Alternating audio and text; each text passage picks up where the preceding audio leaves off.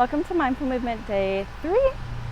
Today we are going to work on your squat and your deadlift. These are two functional movements that every hypermobile person should do, and I frequently see hypermobile people doing it incorrectly or doing too much range of motion rather than controlled range of motion.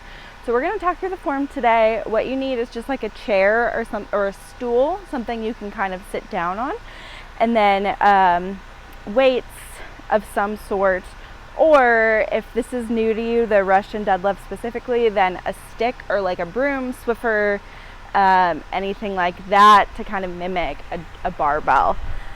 Make sure you got some water nearby, and let's build some stability.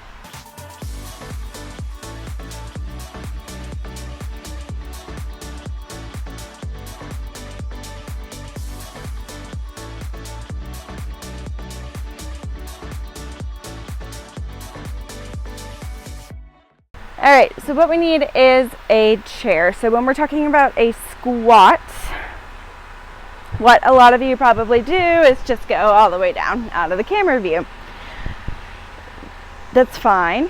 A lot of you are probably, if you've done that in a gym setting, you've probably been given a lot of credit for, wow, your mobility is amazing. But when you load it and you do it for a long period of time, you may start noticing some hip pinching and just back pain, because if it's not controlled at the bottom of the range, then you're just kind of snapping on your joints and your ligaments, and that's no fun. So what we're going to do is actually limit the range of motion by using a chair. You're going to stand with your hips kind of hip/shoulder width apart. And what you're going to do is make sure the weight is not just in your heels, but also your toes and your midfoot. Like a 3-point stance, we've got weight through your whole foot, and it stays in your whole foot the whole time. So we want to be pretty close to the chair. Weight stays in the whole foot. Bend your knees. Your bottom's going to tap. Come back up. Mostly quads. You might feel a little glutes, but really we're trying to target the quads. What I don't want is just kind of this, and what I don't want is this. So if you keep your weight across both toes, midfoot, and heel, you should be good. Arms, if you want like something to do with them, you can just kind of hold them here. Start with just a gentle shoulder blade squeeze. We're not touching your shoulder blades together. It's just kind of a little activation there. We're going to breathe in as we go down, blow out as you come up, and we're going to do 8. At the top, think of it lifting, not extending. Sometimes we like to just kind of really extend and squeeze and push into it, and you don't have to do that. Don't overachieve. It's your permission to purposefully underachieve for the sake of your joints.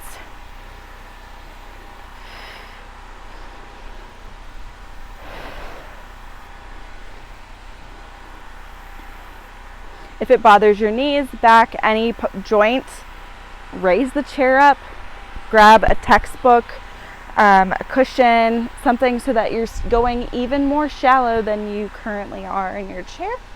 And of course, make sure you're not doing this in a chair that has wheels. I lost count. That was more than 8. Ta-da! All right. So if you're comfortable with that, we can grab a little weight. If not, then do more body weight until you're comfortable with the form. I'm going to go grab my weight, and then we will meet back. So pause the video and grab that. All right, so I've got my weight. We are going to rack your weight up on your chest. She's so cute. All right, this is about 10 pounds. We're going to do another set of 8, okay, bubs? Here, you want to see mama. Okay, and here we go. Don't hyperextend your knees. Stop before you feel like you're at the very top.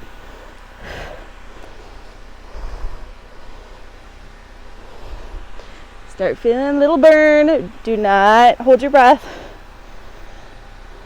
And take a break. Do a little dance party with your goat.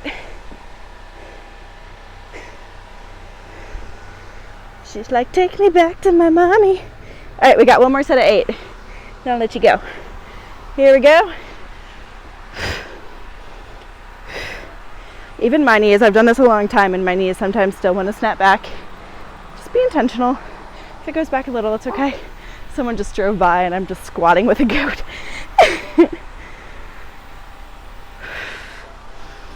And release your weight. Say bye, Bubs.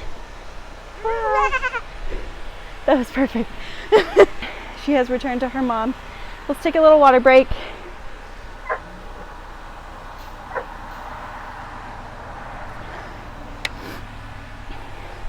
If you want to work on this at home, no more than like 3 times a week, especially getting started. We're gonna move on to the deadlift next. Squats always have a way of getting me out of breath. I think it's the up and down with the movement.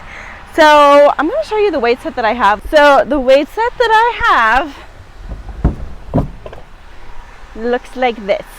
I do have it on my Amazon storefront. I think it's a great beginner weight set. Very adjustable. So this whole thing, like everything screws apart to where you can make it, this is a barbell, you can make it into dumbbells, a kettlebell. It has the cushion here if you want to rack it on your back for like some back squats. You can order like a 30, 50, 70 pounds, and it's like in the 100-ish, maybe $150 range. Weights are expensive, so I think it's a great space saver. If you're looking to get into weightlifting, it can be a hassle as far as the adjustability, but if you keep it set up and stored in the corner, you're more likely to use it. So I'm going to use weight. Please don't use weight if you've never done this before, or if it's been a long time since you've done it. I just don't want to unrack mine. So what you're going to do is we're going to start at the top. We've got our feet about hip width apart. We're going to take a little breath, make sure we're breathing, and then you're going to do that gentle shoulder squeeze. Gentle, keyword. Unlock your knees. Breathe. Thumbs really should be wrapped around. I'll be honest, I normally move my thumbs forward if they start bothering me because they're hypermobile, but find a cozy position. I would suggest having your thumbs underneath right now. We don't need dropping on your toes. I'm barefoot. You do not have to be barefoot. You just want to wear minimally supportive shoes when we're weightlifting. So what we're going to do, whereas the squat, we kept the weight in our toes, heels, and midfoot. Right now we're going to start a little bit more forward. We still have our heels on the ground. As we come back, we're going to shift our weight back. Toes stay on the ground, they don't come up, but we've got significantly more weight in your heels. And we're going to stop before you even get to your knees. If you lose the shoulder squeeze, you're going to be bending your spine. Try to pull your shoulders back. Push your whole feet into the ground until you come up and get the good little shakes. It's crazy how, like, just a little bit of time off of this, you can get the shakes. The shakes are good. It's your nervous system learning a new movement pattern or refreshing a movement pattern if it's been a little bit. So shoulder squeeze, knees loose, weight goes back to your heels, come back up. The bar stays extremely close to your body. Where people go wrong is they go too low, like that. They overextend at the top, or you turn it into a squat. The squat pattern is, I'm going to set this down while we talk. Squat pattern is hips back, knees forward. The hinge pattern is hips back, knees back, gentle stretch in the hamstrings, back stops here. Your back can keep going, but if you have a history of low back pain, it's probably not the best choice. We're going to come here and back up. You really shouldn't feel a whole lot until we load it up, and that's good. All right, so shoulders unlock, hips back, knees back, stretch, back up. Do not hold your breath if you feel the need to. We're going too heavy for starters. You know, if you feel a little bit in your back, it's also not terrible. We are still working your back. It's just primarily a hamstring movement. And then here too, we want to stop at the top, not snap back into it.